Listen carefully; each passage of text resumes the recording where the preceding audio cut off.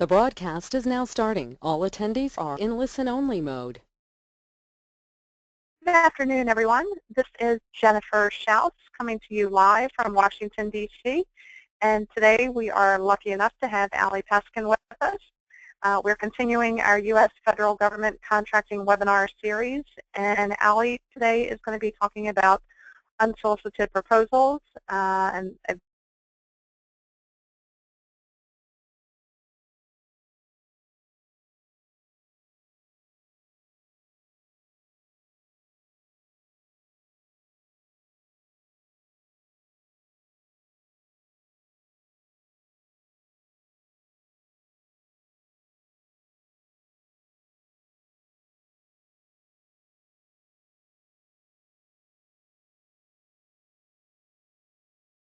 because they will all be recorded, and we'll get out the link to everybody with the link to the recording probably early part of next week. So thanks for all who have participated. We've had great attendance, and I think it's due to the exceptional speakers that we have had. Our agenda continues to be the same. I'll give you a brief introduction about myself and my business. Allie will do the same about herself and her business. We'll jump into her presentation, which I think you guys will enjoy. She will make concluding remarks. We'll take your questions in the order that they are received. You can type your questions in on the lower right-hand side of your control panel. And again, we do have a full hour, so feel free to send in your questions, and we should have ample time to go through them. In the event that we don't, we'll have Allie's contact information on the last slide, and if there's something that you want to discuss with her directly, you can email or call her and proceed that way. So as I mentioned, a quick blurb about myself. I've been in government contracting for approximately 20 years. Started my career with Dun & Bradstreet in their government division. And we were selling financial reports and credit data about companies to the government. We were selling this to anything from GSA and other civilian agencies to the contracting officers, as well as investigative agencies that were looking at money laundering and white-collar criminals. Our division eventually secured a GSA schedule, which is a vendor shortlist. And so I was involved in federal sales and some of those GSA activities. I'm a frequent speaker at some of the government contracting associations around town, and started my business about 10 years ago. We're based in downtown DC, and our customer base is, the common thread is that everybody is a government contractor or would like to be a government contractor. We work with both small, mid-sized, and large companies, publicly traded firms, product and service companies, and help them with anything from proposal writing to certifications. And we also host events at the Kennedy Center, which is downtown DC, typically drawing about 200 to 250 government contractors, as well as federal government agencies. So stay tuned for our next events, which will come out through our newsletter, and you can sign up on our website for that. It is a complimentary newsletter.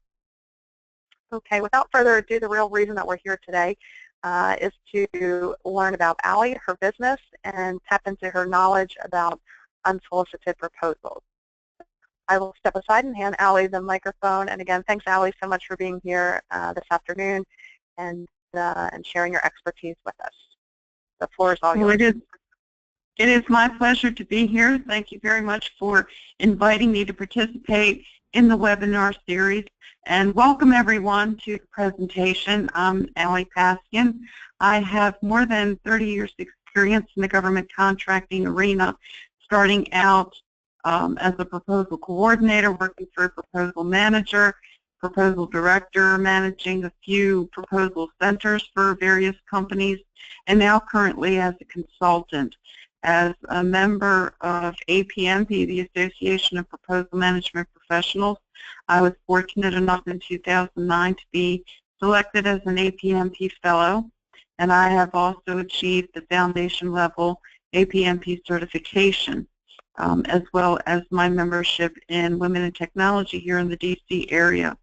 I've presented at various APMP local and national events, as well as several other professional organizations.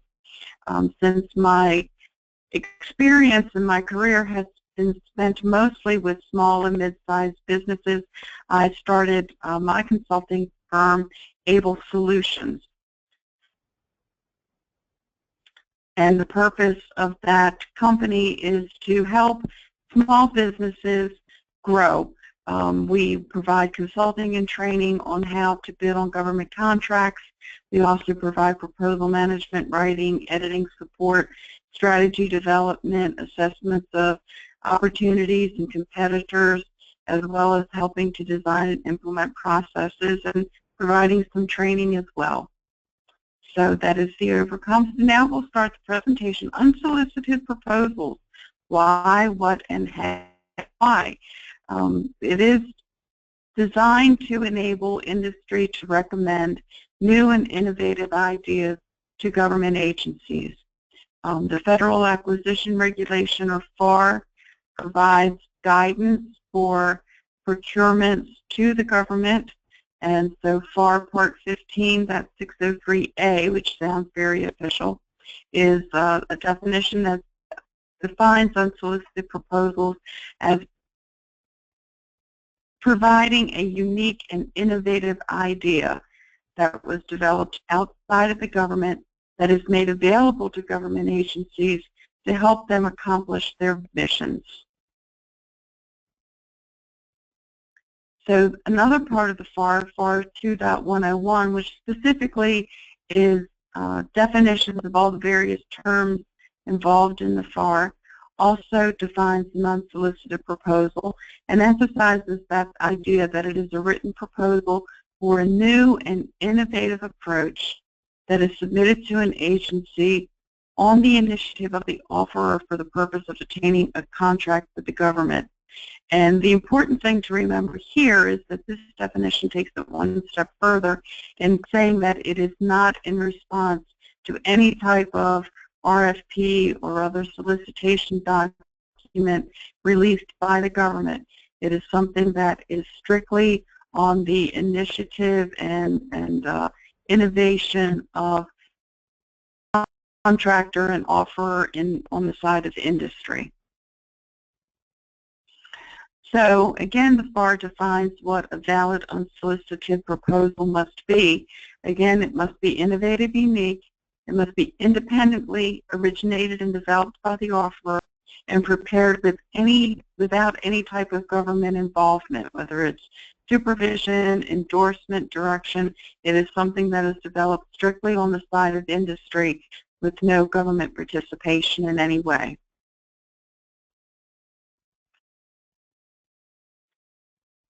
So it must provide sufficient detail to permit a determination of the government support. In other words, it must be able to be evaluated to determine the level of benefit that the agency would receive if it were to award the contract.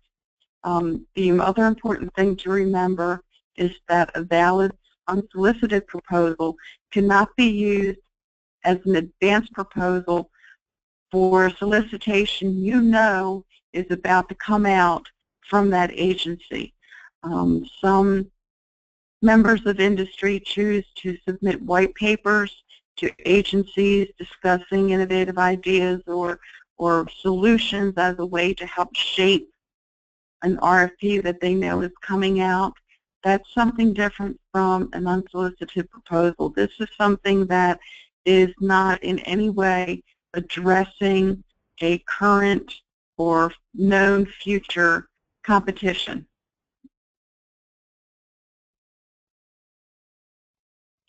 So this slide, just to show that there are other avenues to gather information besides the FAR, while the FAR is the Bible of the government contracting world as far as procurement are concerned.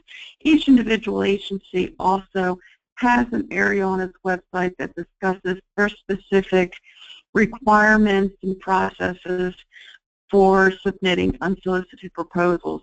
On this slide, you'll see various different URLs. And what I did was go into my favorite search engine and just type in unsolicited proposal, agency. And I literally came back with pages of URLs and available for any agency you can possibly imagine. So besides searching the FAR and understanding the guidance there.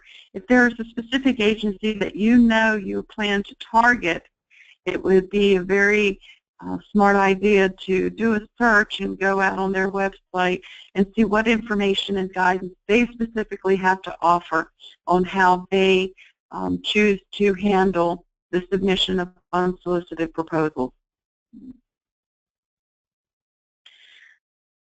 Submit the proposal far in advance of the desired start date of the government contract. A lot of companies will work to a different fiscal year than the government does. So if, for example, you would like to begin work in the fourth quarter of your employer contract year, your fiscal year, then you would need to count backwards and allow yourself enough time to develop the proposal, submit it, get it through government review and evaluation, and if it is awarded, to get through contract negotiation and award so that you will be ready and prepared to begin work in the fourth quarter of your fiscal year.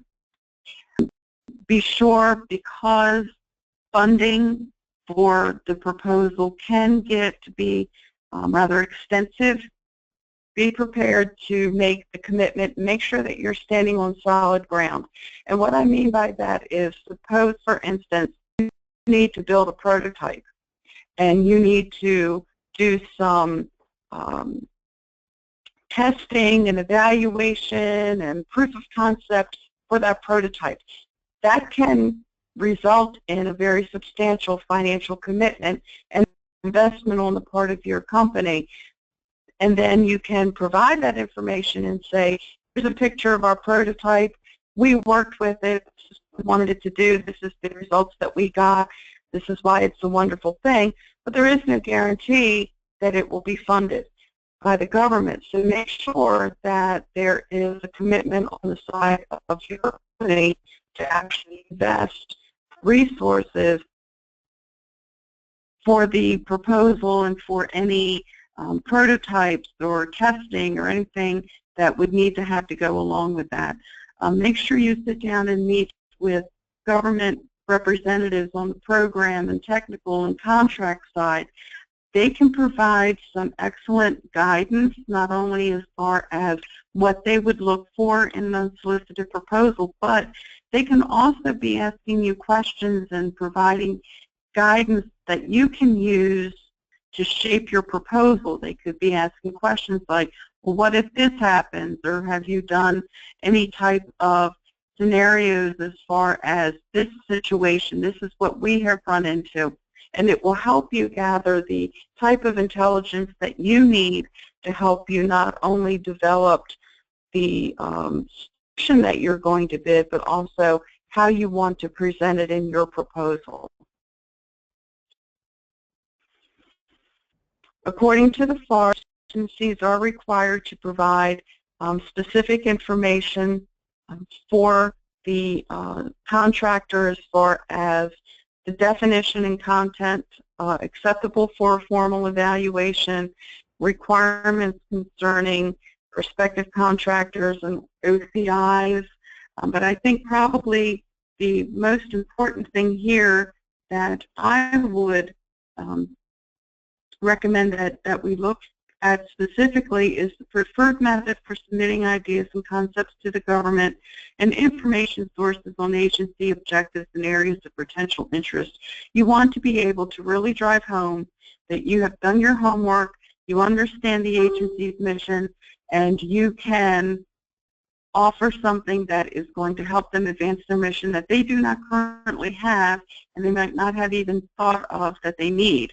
A lot of times you could come up with a really stellar idea and be ready to submit it, ready to go after it, and you may find that the specific agency that you thought would be interested really isn't at all, and you may find yourself with a solution looking for a problem, and you can go investigate other agencies that would be potential funding for the solution that you have in mind. There are requirements for 3 types of information to be included in unsolicited proposals. That's basic information, technical information, and supporting information. Basic information is exactly that, the type of things that we would, of course, include in a regular proposal in response to an RFP, such as the offeror name, address, and type of organization. By type of organization, is it a for-profit organization? Is it a non-profit organization? Is it perhaps a university seeking funding for something that they're working on? Information on the personnel contacted for who can be contacted for evaluation or negotiation, identification of any proprietary information. But here, names the federal, state, and local agencies or parties receiving the proposal or funding the proposed effort. In other words, what you want to do is let them know, is there anyone else that you are submitting this idea to, and is anyone else currently offering any funding? That is a very important piece of information to include, as well as the person they can contact who is authorized to represent and contractually obligate your company when you receive the award. Technical information is exactly that. It is an abstract for the proposed effort. It's a discussion of the objectives, the method of approach, the nature of the anticipated results, and how you are going to conduct the work that you are proposing in the unsolicited proposal. This is also the place where you would include information about your key personnel, where you can blow your own horn a little bit and talk about the expertise and knowledge of the folks who are going to be working on the project, and any support that you need from the agency as far as government-furnished equipment or reports from a specific database that the government has. Any type of resources that you are going to need from the government side need to be identified in this section. Supporting information is information such as, what is the proposed period of performance? What is your price and total estimated cost? What is the period of time the proposal is valid? Do you have any organizational conflicts of interest? What is your past performance? What is your previous experience? Names and telephone numbers of agency personnel or other POCs that you have already spoken to. When you sat down earlier and had those discussions with the technical and program and contracts folks, you need to, in this section, list who it is that you have spoken to and what information they may have offered you.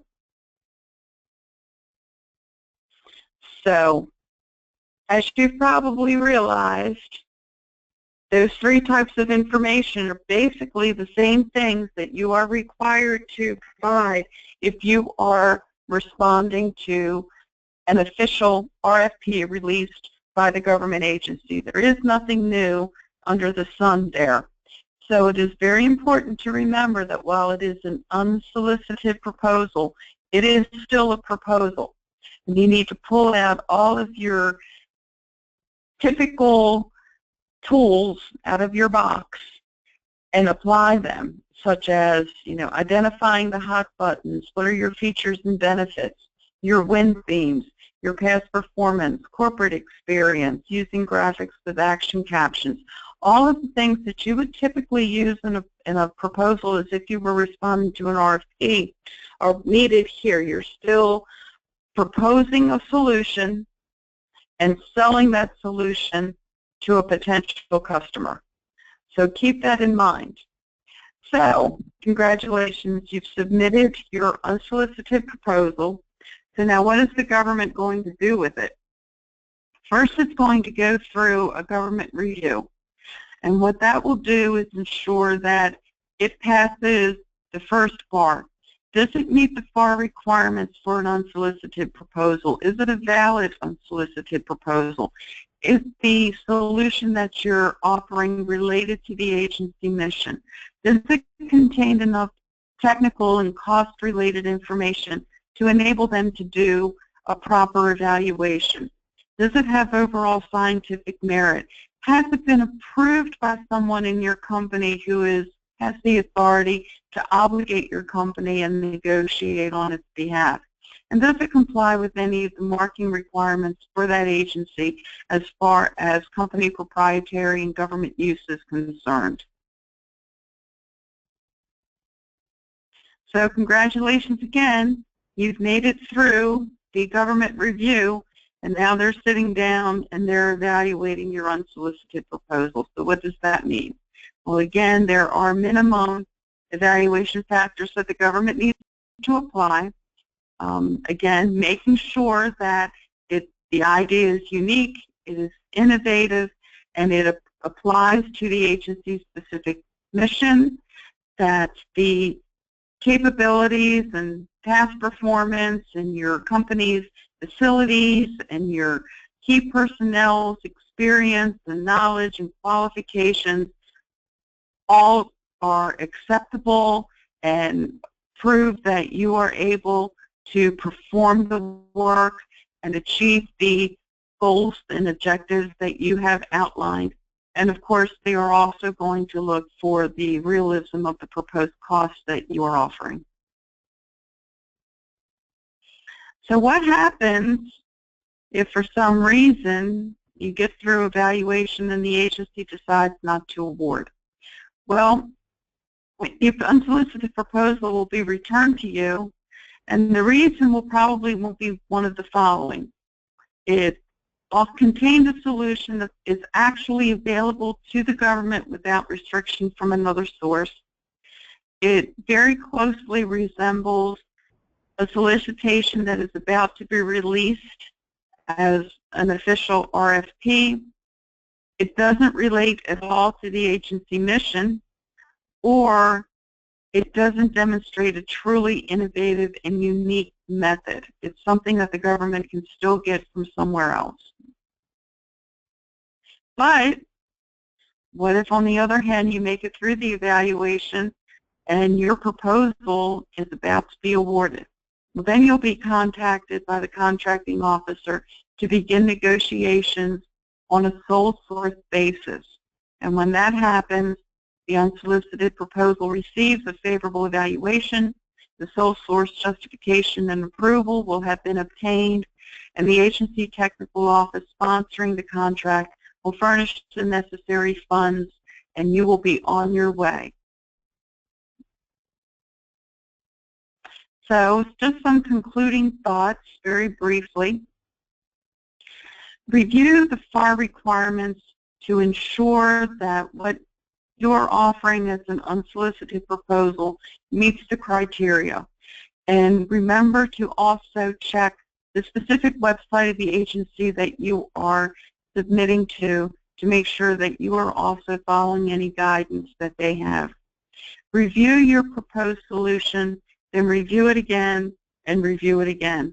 Have technical SMEs look it over, try to punch holes in it, play what-if scenarios, so that when you sit down with the government or you're prepared to write that proposal, you are on solid ground and you know that you've covered all the bases, and the solution that you're offering is going to be something that will grab the government's attention and make them want to give you the contract.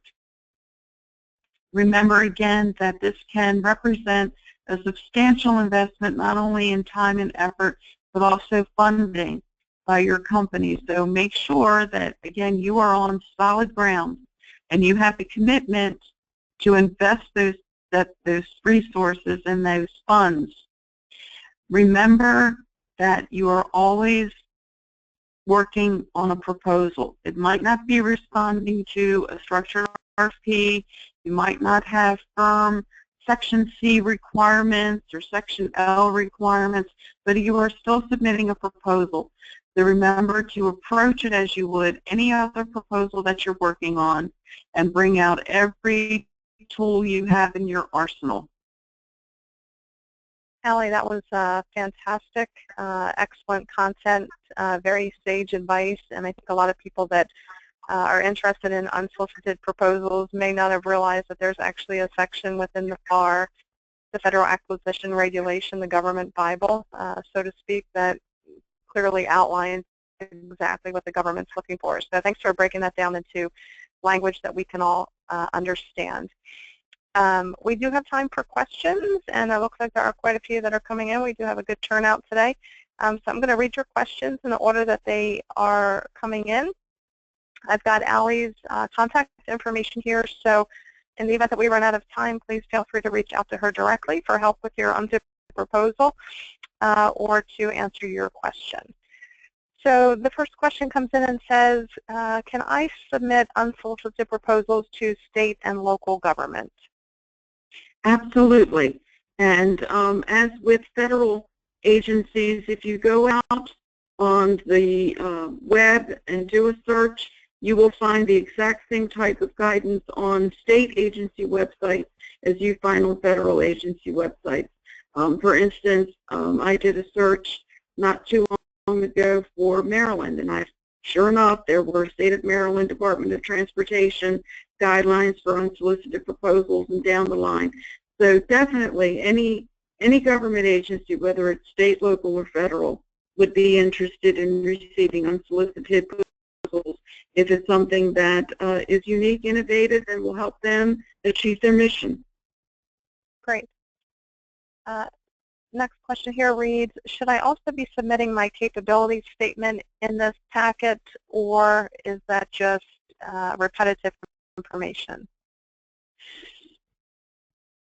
If it is something that is going to help demonstrate your past performance or your corporate experience, yes, I would suggest that you recommend it. If, however, it is just strictly used as a marketing tool, then I would leave it out. The government tends to frown on just receiving a booklet or a pamphlet that is just marketing.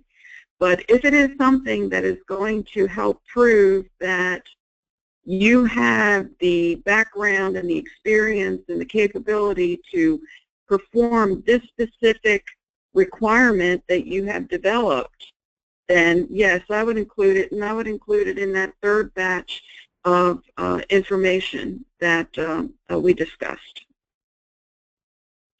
Super. If my unsolicited proposal is not accepted by the government, will they give me details on why it was not accepted? Most of the time, yes, they will. It's no different than asking for a debrief for a proposal that you have submitted in response to an RFP. Great. And if I have an 8A certification, if I'm a service-disabled veteran-owned company, or if I hold a GSA schedule, should I also include this information? Yes. Remember, basic information. Specifically ask for the type of business that you have. So you would be required to state, I'm an 8A business, I'm a woman-owned small business. That information would definitely be included there. And if you have a GSA schedule, I personally would suggest that you include that information only because you're kind of, it's like a preemptive strike in that you're showing the government that what you have is different from what's on the GSA schedule. Back and say, well, how is this unique and innovative? It's already on. Well, why can't we just buy it there? We have what we're offering is different from that because, and then list the differentiators that you have. Great. Is there a certain time limit that the government has to respond to me after I send in my unsolicited proposal? Now, it all depends on the complexity of the offer that you submitted. It could take a couple months, it could take 8 or 10 months. It all depends on how long it takes them to get through that review and evaluation process before they get back to you to let you know either that they're returning the proposal or congratulations, you got the award, let's sit down and start negotiating. Great. And are these a long shot, or would you say this is a pretty strategic way to be selling to the government? I think it can be a very strategic way to sell to the government if it's positioned properly. I mean, if you have a really unique idea and something that is truly going to help. I mean, think in terms of, I mean, a vendor sits down, they have basically two options. We've all heard it before. You can either, have something that's completely new, or you could have a new application for something that already exists. So for instance, there could be a technology that exists today that is being used in a specific manner, and you could look at it slightly out of the box and say, well, what if we tweak it to do this? That solves this problem over here. So I think that the government is always very open to new ideas and things that, especially if it's going to end up saving them money in the long run, I think they are always open to unsolicited proposals. Great, and I'm going to certainly agree with you here, especially if there's something that one agency can use because the government is risk adverse. It might then be something that other agencies could also implement, or a product that they could use. So if Department of Agriculture adopts and accepts your unsolicited proposal, then maybe Department of Commerce or HHS could also use it. So it could certainly be a nice feather in your cap and kind of a blueprint for other agencies to adopt what it is you're selling. That's very true. There's no limit to how many agencies you may choose to submit the idea to if it's something that is going to advance their mission. For example, you might have an idea that is applicable to law enforcement, and you might submit that idea to the FBI, you might submit it to Customs and Border Patrol, but you might also send it to your local state police. All depends. Very good point. And I think that wraps it up for questions. Thanks everybody for participating. We had a great turnout today, as we have for the other presentations as well. Allie, thanks so much again for sharing your expertise with us and your time, as well as all the attendees sharing their time. Here's the full schedule. The links will be updated next week with the recordings. So again, you can all go to the recordings for these and any other webinars that we have, which are actually listed on our website at jenniferschauf.com. There's a section there called webinars. We've got a variety of topics from GSA schedules to the debrief to 8-day certification, and then we'll be adding these to that site as well. So Allie, any last thoughts that you'd like to share with the audience before we close the webinar today? Don't be afraid to submit an unsolicited proposal. A lot of times, especially if you're a small business, you think that the government is too big, or they won't take it seriously. If it is truly an innovative idea and it's something that is going to help them, as you mentioned, especially as risk averse as the government tends to be, go for it. Great, great advice. And again, thanks so much for sharing your knowledge and your time with us. Thanks everybody again for joining us today, and this will conclude our webinar. Hope you can join us on Friday for SBIRs, Small Business Innovative Research, the good, the bad, and the how. Tomorrow, which is Thursday, we'll be on site in Tyson's Corner, Virginia, to do a lunch and learn on teaming, partnering, and subcontracting. Thanks again, Allie, and thanks again to the audience.